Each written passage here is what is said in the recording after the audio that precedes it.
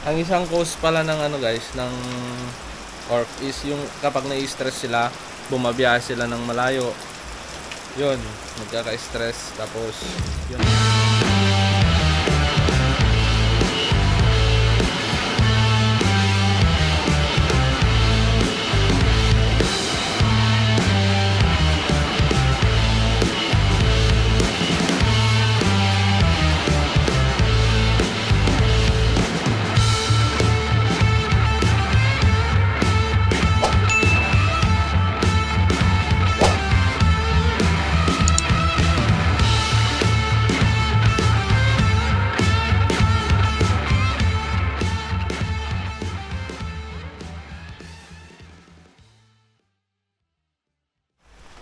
So, ito.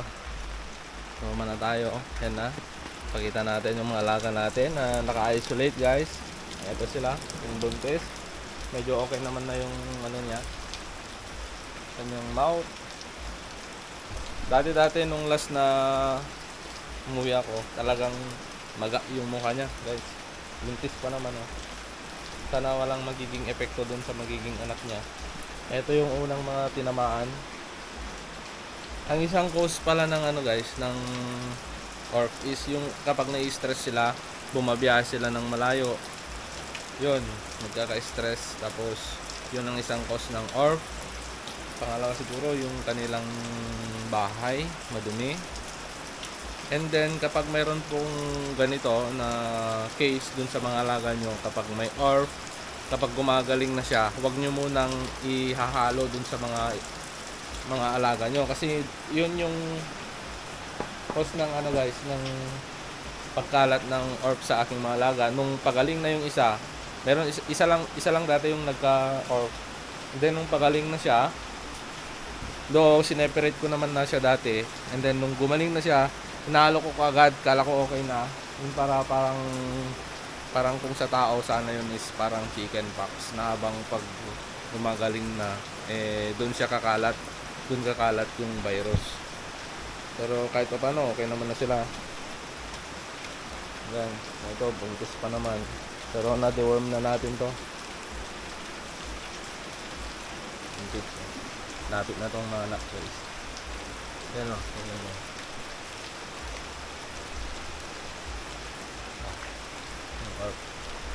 Yung sa mismong bibig niya, may mga bulo-bulutong sa mga bibig niya. Tapos magang-maga yung mukha niya guys. Tapos kapag tinamaan pa ng orc yung inyong kambing is lalagnatin siya. Lalagnatin. Buti itong mga kambing ko is kumakain sila kahit pa paano. Kasi kapag once na hindi na sila kumain, yun na. Talagang manghihina. At yun na yung cause ng kanilang pagkamatay. So, yun naman guys.